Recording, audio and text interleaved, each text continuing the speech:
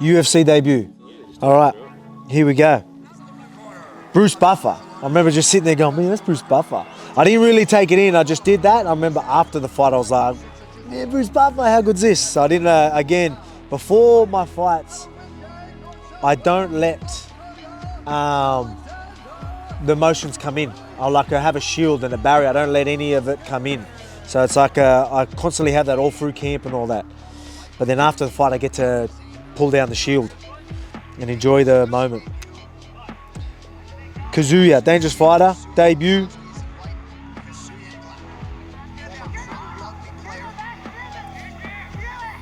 So it was going to be a stand-up fight. He ends up taking me down. So I remember it was funny, right? Like, cause in this position, I'm like, how did he get me down? So I was like dirty on myself already. I'm like, how did I let that happen? Again, I'm high expectations on myself. But great job there. See that when it comes to wall work and all that, I've always had the right instincts. You know what I mean? Oh, good elbow off the clinch there. So I remember the game plan was sort of to strike with him, but then just felt so much stronger than him. Even at lightweight. This was at lightweight. Remember, I was moved up a division, my debut. And this is sort of the start of the ground and pound. You know, people knew me for my ground and pound at one stage. Ooh. You hear me talk about, you know, it's pretty brutal saying it, punching the head through the canvas. Seen a bit of that there. Here, watch this. Touch the cage. Sorry, mate. Taken down. You know what I mean? Like as you know, one of my greatest accomplishments being, you know, the same guy that I always was, but being a nice guy sometimes can cost you. You know what I mean? Especially in the business world and all that type of stuff. You know what I mean? But hey, I'm gonna be that guy every single time. Sorry, mate. Finished stronger. So it's funny, watch here, I had Vela come in, he fought, we won it, so everyone thought the fight was over. I'm like, no, that's not over, I had to stop it, it was over, back to the corner. Big spit, hocked a big golly there, sorry. Remember, I'm not used to the camera being on me in the corner and all that, I don't know, people are watching, you know, the whole process. Round 2.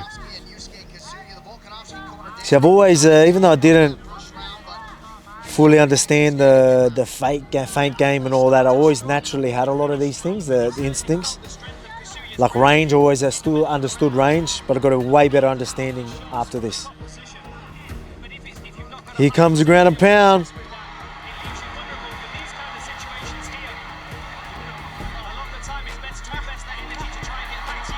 I make a lot of noises when I fight too, you know. So I even did that football.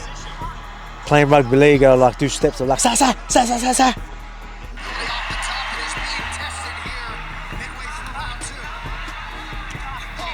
Threw a couple of big elbows, like I said, man, like a lot of noises. Sa. Big shots. And then he ends up, we knew he would like the leg locks. So we knew he was going to eventually go for him. But you put yourself in a bad position, you want to go for a leg. So now, I'm going to pause this. So people don't really, I thought he was out, but he had my leg, and then because I end up extending my hip, and so his hip was trapping one of his arms, and I'm actually trapping his other arm. So now he's in a position where both his arms are stuck, and I've got a free hand to just punch him in the face. So I remember just sitting there, so at the start I was like, he wasn't moving. So I was like, he's out. He wasn't out, he just couldn't move, the poor fella. So imagine being in that position. But as you can see, getting quite emotional because I couldn't let that come in. You know, I'd play the part and like sort of pretend I'm doing it, but at the same time, don't get too emotional, you know.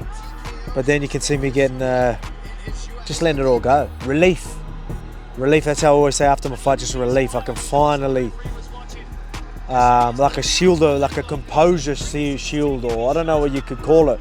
Resilient shield, always, even through camp and all that. You can't let, nothing's allowed to faze me.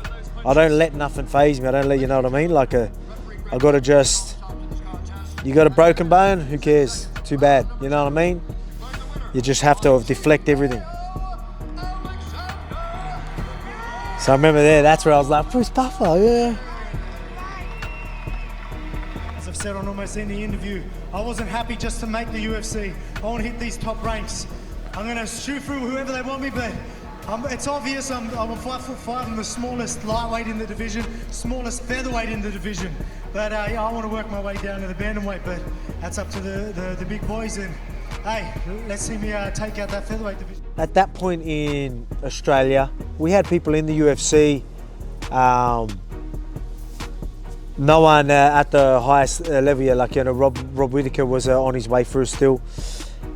But I wasn't just happy making the UFC. You know, a lot of people are like, oh, I made the UFC, how good's that? It's like, that was never enough for me. It was always going to be, I want to be champ. You know, I want to shoot through these top ranks and be champ. You know, I want to bring a belt back to Australia. It's much bigger than just making the UFC. Yeah, this UFC is the pinnacle. Not many people even got to that stage, but I'm not just happy with that. I want much more than that. And, you know, I was a man of my word.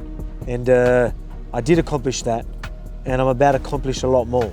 So, yeah, the comeback is going to be incredible. Cannot wait.